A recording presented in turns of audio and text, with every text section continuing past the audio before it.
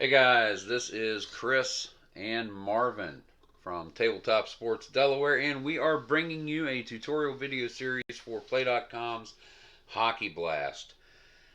We have done one video showing game components, the second one going over the player's cards and how to interpret what you see on the cards, and now we are also going to begin to cover the rules, how to play the game. Let's just get right into it. Again, go to Play.com to check out this game and others such as Red, White, and Blue Racing, History Maker Baseball, History Maker Golf, Second Season Football, and many, many more. Keith Avalone puts out a great product, and I highly recommend you check him out. Most of his games, if not all of them, because I've not looked at all of them, but they're like $49.99 postage paid. You get game pieces, you get the rules, you get score sheets, you get sample teams, so that way you can play. Separate seasons sold separately, but man, these are great games. I've got Red, White, and Blue Racing, and now obviously I have Hockey Blast, so let's go ahead and check this out.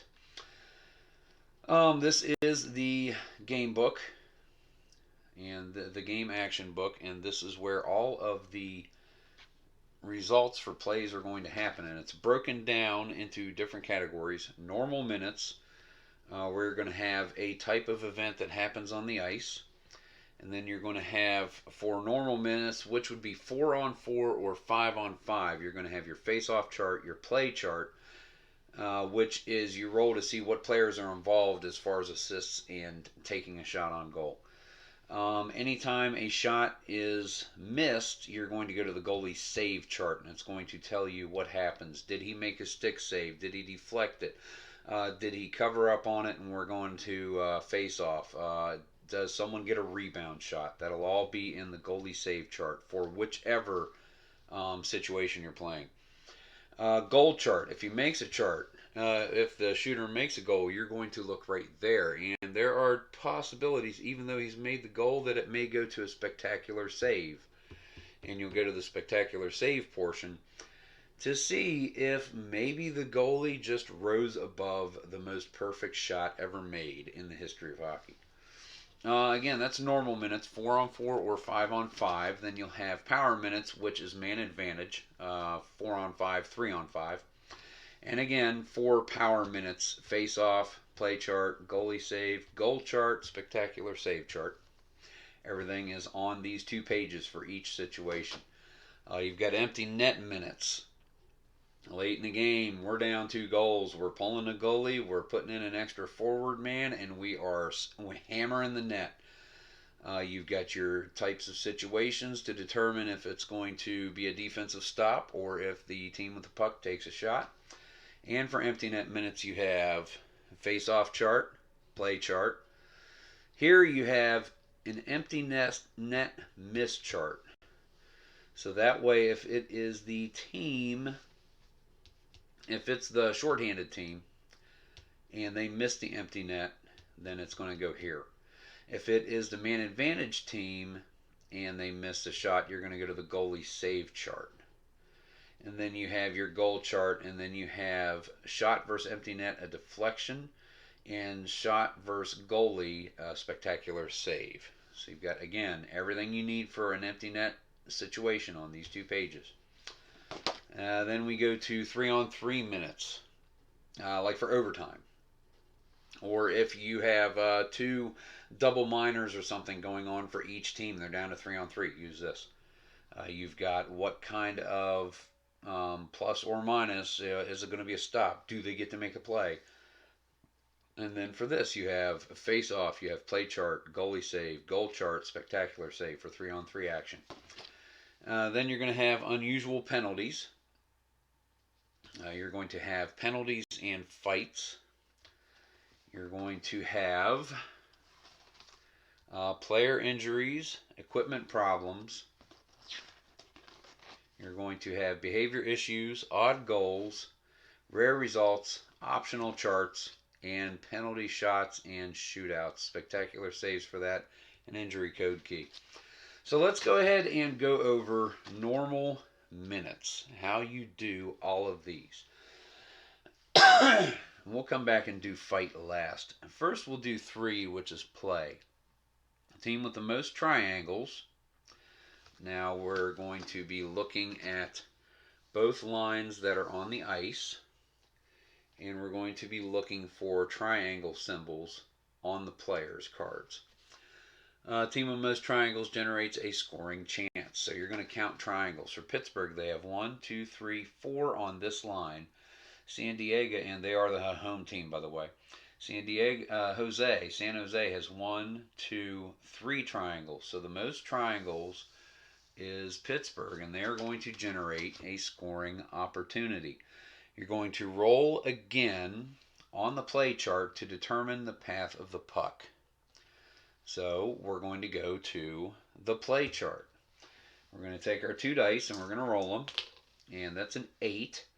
So it's going to be assist by 3, assist by 1, shot by 2.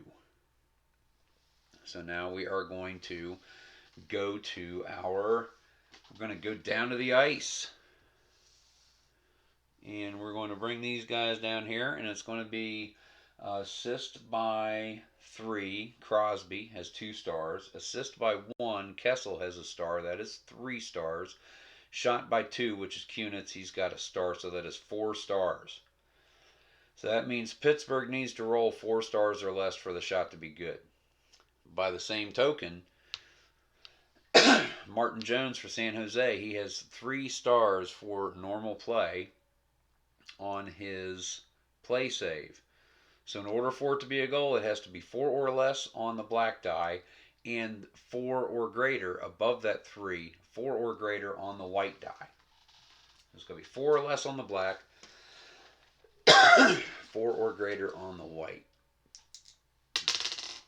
It is 4 or less and 4 or greater. That is a 1, 2, 3, 4 stars. That is less than 4 stars.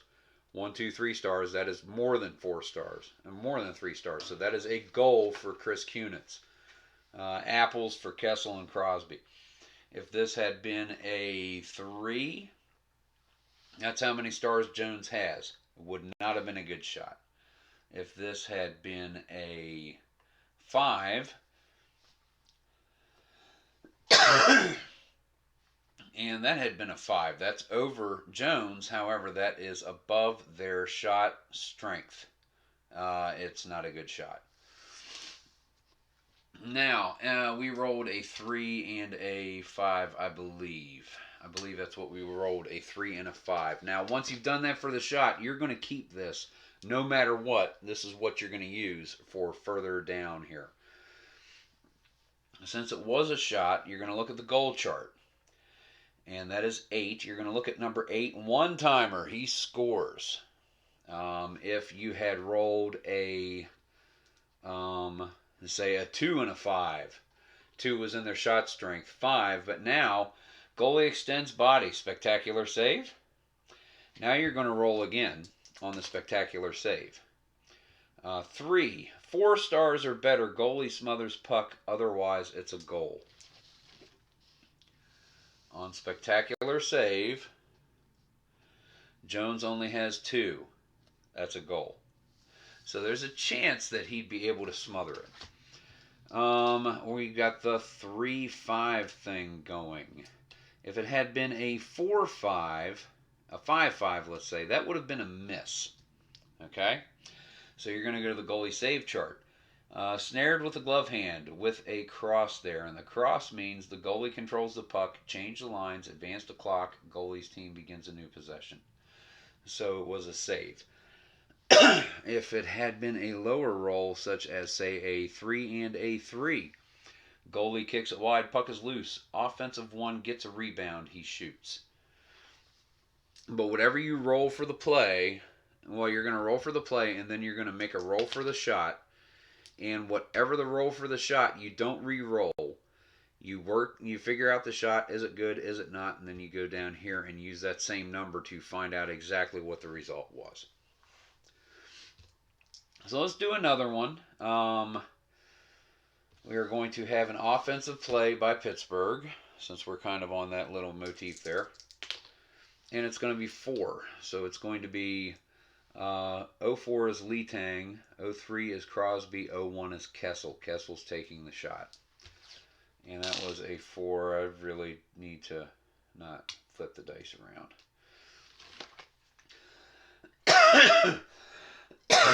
Excuse me. So we're going to look at this, and we're going to have Lee Tang with an assist has 2. That third one is momentum, doesn't count. So he has 2. Crosby has 2 stars, that's 4. Kessel has 2, that is 6. And that means they have to roll 6 or less. That is a goal on that play. The only way it is not going to be a goal is if they roll. Oh, we got to roll a shot. Yeah, we got to roll a shot. So let's see. It is less. The 5 is less than the 6. Jones has 3 stars on a play save. Rolled a 5. That is a goal. If it had been a 1, Jones would have made the save. But as it is, we rolled that. So 5-5, that is a goal, a 10. Let's go down to the goal chart and get the description. Deeks, backhand shot, he scores!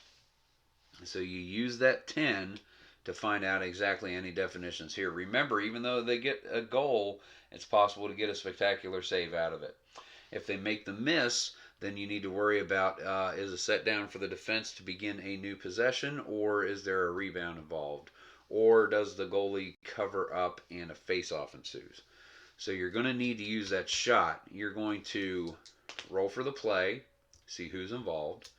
Then you're going to roll for the shot, determine whether a shot was made or not. And then you're going to use that same roll to find out the specifics about the play. Okay, so that is result number 3, play. You're checking out most triangles. Result number 4, odd man rush. This is where you get like a 2-on-1 or a 3-on-2 or something. And what you're going to do is you're going to make the roll. Let's say you roll that 4. Boom, it's an odd man rush. Now you're going to roll a die again to see which player you're going to use. 1 is offensive player 1. 2 is offensive player 2. 3 offensive player 3.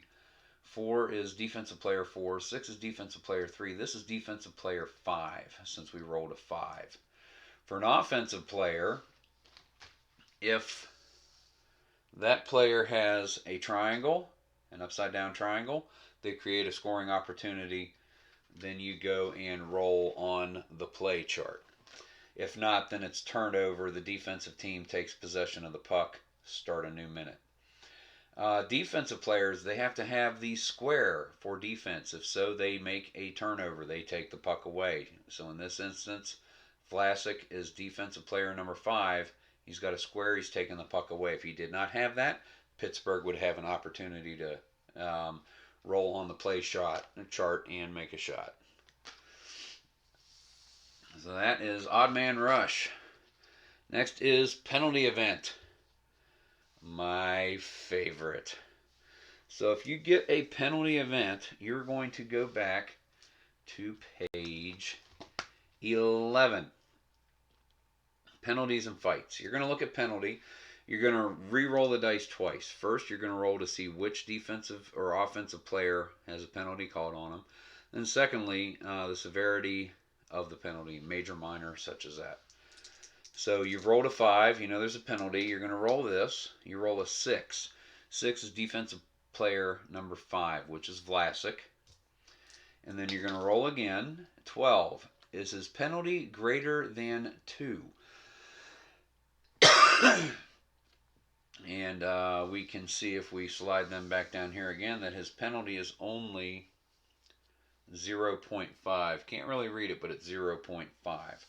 So his penalty rating is not greater than 2. So if it was, it would be major penalty plus misconduct. Otherwise, minor penalty. Vlasic has a 2-minute penalty called on him. You can say whichever penalty you want it to be. Penalties, if you roll, because I do this all the time and it really hacks me off because it takes forever. If you roll a 7, you have multiple penalties called. So what I do is I will roll for all players involved first. So let's say we've rolled that 7. Now we know there's more than one player. So we're going to roll for the first player. Another 7. Now there's 3 penalties. Another one. Now there's 4 penalties. 5 penalties. It could happen. So the first player is going to be defensive player 3, Joe Pavelski. And I will note this somewhere so I know who all the players are. Now, when doing that, I'll show you in a second. Offensive player 3, Sidney Crosby, is the second player. And once I stop rolling 7s, I don't go any further. That's as many players as I'm going to have penalized. Third is 12, and that's going to be Ben Lovejoy. Fourth is going to be 6, which is Vlasic. And fifth is going to be 01, which is Kessel. Now, all of these, this would not happen except for that last one. The 5th penalty is called on Phil Kessel, wingman for the Penguins. His penalty rating is 0. If a player is called for a penalty and his opponent has a higher penalty rating, then that player gets the penalty instead. So on that 5th one, instead of Kessel getting a penalty, Vlasic will get a second one. And then for each one of those players, then you go through and you roll and see who gets what. 10 is penalty greater than 1, then it's a major penalty, 5 minutes. Otherwise, it's minor, 2 minutes, and so on. And then you work your power plays. And you withhold whoever on the ice. Let's say you need to withhold somebody on the ice. So you're going to basically take one of these yellow markers, put it on the player that's not the position that's going to be vacant on the ice. Well, now you're going to run the next play, and let's say you roll, and offense 3, Crosby, is involved, either as a shot or an assist. While he's not on, you just do it as if though he weren't even there. So let's say the play calls for 4-3-2. You skip the 3, so it's going to be Letang with an assist and Kunitz with a shot. If it was 4-2-3, well, Crosby isn't there to make the shot. That position is vacant, so it would be Letang and Kunitz again, assist and shot. You just simply do whatever's on the play chart and ignore any vacant position that is indicated. All right, so that is penalties. Again, any questions, do not hesitate to ask me in the comments below, and I will do my best to answer them. I've got a pretty decent handle on this game. I'd like to think that I'd be able to help. 6 and 8 are very similar, Zoom and Ice Blast. These are where you're going to get into your skills and see who is going to be able to come out on top. If the team with the puck wins a skill challenge, they get a shot. If the team that does not have the puck, if the defensive team wins a skill challenge, then they simply take the puck, change possession, change lines, advance time. So let us see. Basically what you do is, Zoom is going to be a one-on-one player matchup. You roll the dice. Well, you're going to roll the dice for the play, and it's going to be a 6. So actually, let's say we roll a 3-3. That gives us our 6. It can be a 1-5. It can be a 2-4. Whatever you get for 6, you're going to look at these 2 dice. The black is going to be the player on the home team. The white is going to be the player on the visiting team. And you'll notice black 2, white 4. Those are the opponents that are located across from each other on the board. It helps to keep it nice and straight. Black 2, white 4. So these 2 are coming up against each other to see who will prevail in this situation. Now, you have determined it's going to be Kunitz and Burns. What do you do next? Well, you've got 6 here. You're going to roll a d6 again. If it comes up 1, you're checking for speed. 2 for skill. 3 for power. 4 for hit. 5 for smart. 6 for star. So you're going to roll a die again. That's a 6, so we're going to look for the star quality. So we look at this. Now, when you are doing anything and there is a tie, you need to first look, well, we're doing star. Kunitz has star, Burns has star. That's a tie.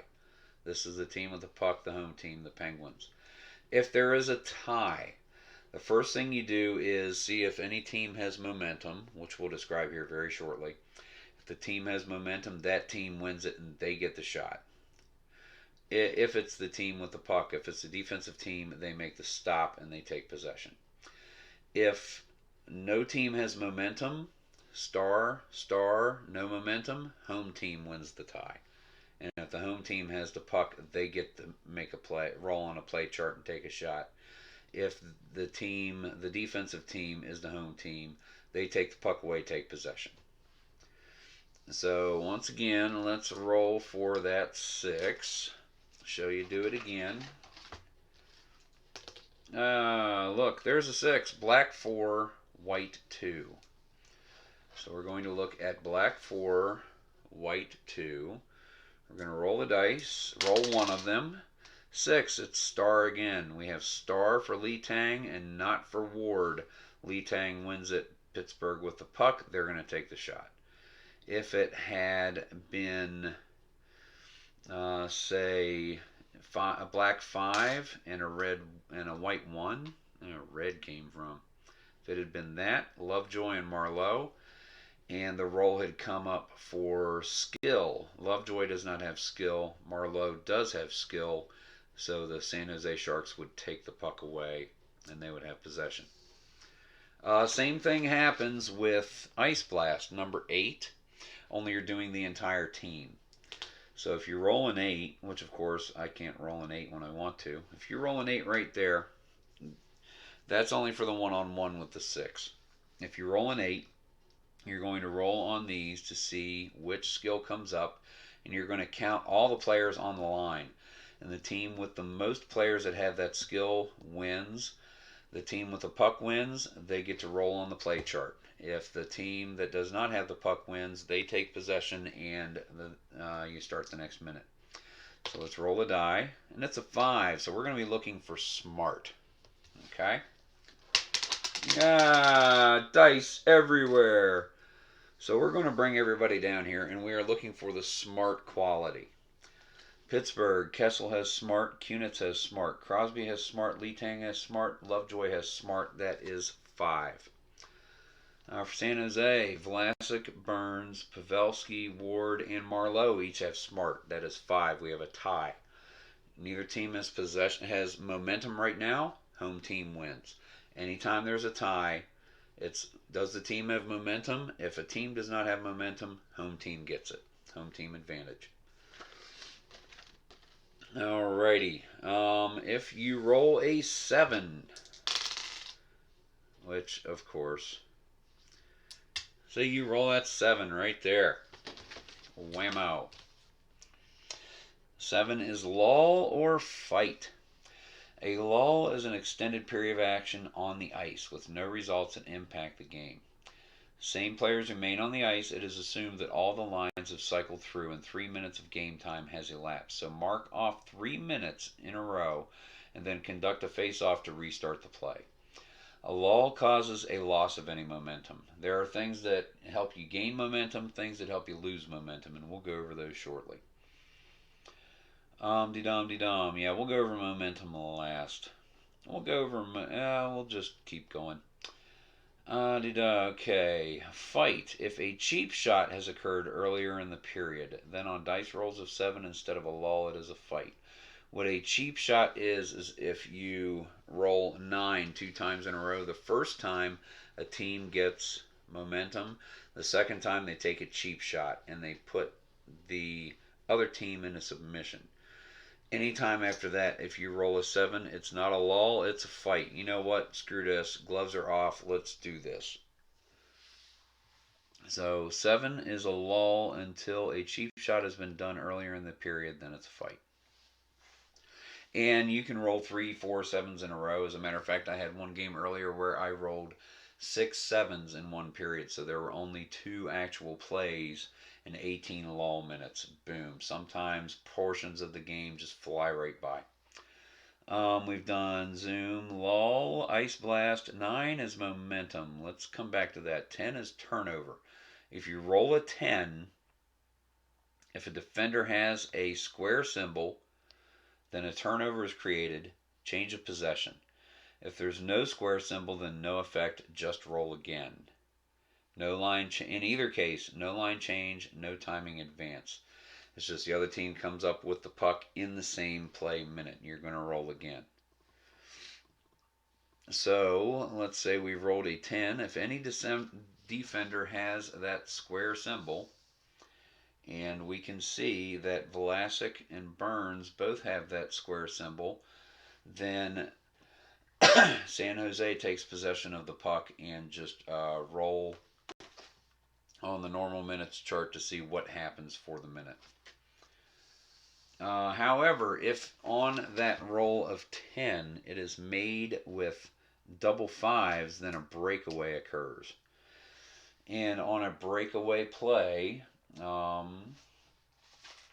go ahead and consult the rule book real quick. I know the rules, but I like to make sure I'm right when it comes to these. Breakaway plays. On a minute shot chart. Okay. Simply re-roll. You don't change lines or advance time. You simply re-roll on the play chart, which is right there. Re-roll on the play chart with the goalie's team now on offense. And it's possible, though rare, that in a given minute there may be multiple breakaways. It's important to know that all breakaway plays generate instant temporary momentum for the breakaway players. Thus, you use all stars on breakaway plays. So on a breakaway play, you're not using only the solid stars for assists and shots. You're also using the white ones, which are for momentum only.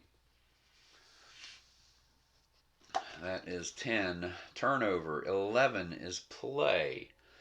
If the defensive team has two symbols, they create a turnover, change lines, and advance the clock. And they now have possession of the puck. Otherwise, the offense creates a play.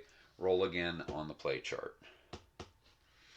12 is a spectacular save. Choose an offensive player to launch a shot. The goalie must make a spectacular save. So you are going to not go shot skater against goalie. You're simply going to roll here and see if the player you chose was able to overcome the spectacular save rating of the goalie. Let's do fight, and then we'll do momentum. Fight is number 2. If both home and visitor players on the ice roll within fight rating range, a fight breaks out. So fight, what happens? Well, sometimes tempers just get hot. So you're going to look, and if there are two players on the ice that have a fight rating number, Vlasic has a 4, Burns has a 2, Kunitz has a 2. You're going to roll between the highest on either team. Vlasic, 1 through 4, it's going to say he's going to, there are times where it's actually going to say he is going to fight. But it is saying that if both home and visitor players on the ice roll within the fight rating range, a fight breaks out. Vlasic rolled a 4. He needed 4 or less. Kunitz has got to roll a 2. He's less likely to fall susceptible to the egging on. But this time he rolls a 1. Let's get ready to rumble. We're going to go to page 11 for the fight of the evening. Here we go. In the blue corner, it's going to be the visiting San Jose Sharks and Mark-Edmund Vlasic. And in the gold corner, the home team, Pittsburgh Penguins, Chris Kunitz. And here comes the bell. So you're going to go to the fight chart right here. And you're going to start rolling until either a player is knocked down or the referee breaks up the fight. 10. Visitor lands a punch. So Vlasic smacks Kunitz. 3. Visitor player is knocked down. So Kunitz comes around and knocks Vlasic down. That's the end of the fight. If a fight breaks out, resolve the fight on the fight chart. If a penalty preceded the fight, penalized player is given 2-minute minor, and then both players are given a coincidental 5-minute majors. And if called for on the chart, 10-minute misconduct. That's how you do a fight. There's not much to it. It's a little flavor. It's a little flair. Sometimes it seems like there's a few fights in a game. Sometimes I go games without a fight. Just depends on how the dice roll. The last one we're going to cover here is going to be momentum. Now, momentum is very important. Momentum allows you to win ties. So if you have the same amount of skill, you got the momentum. You're going to be able to make the play or make the stop. If you have momentum, you are going to be able to you're going to be able to have a little bit more from that one player on an assist or on a shot for the shot power. Momentum gives a little bit of an edge. If you roll a 9, whichever team currently has momentum gains or retains possession of the puck. So they get the puck back. No line change, no timing advance. If no team has momentum, then check the hit quality. For the team, you're going to check the whole team. And whoever has the most players with the hit quality to establish new momentum. If hit qualities are tied, then momentum goes to the home team.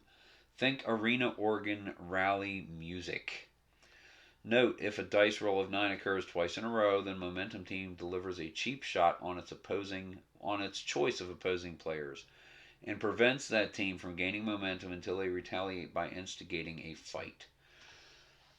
So that means they're in submission and they will not be able to get momentum until they instigate a fight. So momentum, things that can cause momentum. Here's a handy dandy little thing that comes with the game. I want to focus it a little bit. Momentum is gained when team scores a goal. Team wins a hit quality check on Ice Blast. That means if you roll 8 in normal minutes in Ice Blast and number 4 comes up and it's hit, if the team wins that, they've got momentum. Team wins team's player wins hit quality check on Zoom. Zoom is number 6. If 4 comes up for hit and a player wins that player's team gets momentum. Team's player wins a fight. If he knocks down the opponent, that team gets momentum. Referee comes to break it up. No, nobody won. If the team's goalie makes a spectacular save, like right over here on this chart, that gives a team momentum. Place a red chip on the hockey rink game board to help track the team with momentum. And the game is provided with a thick red chip. Me personally, that's easier to handle. So I use a little pawn game piece there. Because I got a bunch of these for RPG stuff anyway. But the red goes on the side with momentum. Now, how long do they keep momentum? Well, let's find out. And of course, temporary momentum effect is gained when either a team goes on a breakaway play or team gains man advantage, power play or empty net. Momentum is lost, reset to neutral. Not given to the other team, just reset to neutral. When a lull occurs, so if you roll that 7 and you're getting 3 lull minutes where nothing happens, momentum is gone. If a penalty is called, momentum is lost. Then if a fight ensues and a player wins a fight, then that team gets momentum. Momentum is lost if failure to score on a power play. I didn't realize that one. I got to remember that. Momentum is lost, and if an injury occurs, momentum is lost on unusual or rare result indicates lost momentum. And the end of a period. You can't carry momentum from period to period. The advantages of momentum, again, 1, you get a little more juice to your assist contribution and shot contribution for your players. And also, you get a tiebreaker. If you are tied for anything, first it goes to momentum before it goes to home team. So if the visiting team is able to keep momentum, that's a very good thing for them. It never gets to the home team winning a tie. And you'll see as you go through the book that a lot of these are similar. There are some differences for the power minutes. You've got a power play where the man advantage team gets a scoring opportunity immediately. Power play for number 7. There's a turnover for number 10 instead of, it is turnover still. 11, battle for possession instead of play. But everything explains it really well on the pages. For empty net minutes, man advantage play, empty netter, battle for possession again. On the 3-on-3 minutes, you've got a breakaway with number 7. But pretty much they're all the same as far as rolling for whatever play is going to come up, and then either turning it over or going to the play chart, and then determining who's going to take part in the shot, roll for the shot. If the shot is made, you go to the goal chart. If the shot is missed, you go to the goalie save chart on each one of these. Repetition is the key to insanity, and the more you do it, the better you get at it. And I really encourage you to do so. So, guys, thank you for watching this somewhat longer video. I'll try to index it in the description, so that way if you're looking for a particular topic, you can go straight to it. Well, guys, I thank you very much for watching. This has been Chris and Marvin for Tabletop Sports Delaware. Hockey Blast by Play.com. Guys, check it out. Great game. Go to play2as.com. Play.com. Check out this game and others. Thank you very much for watching.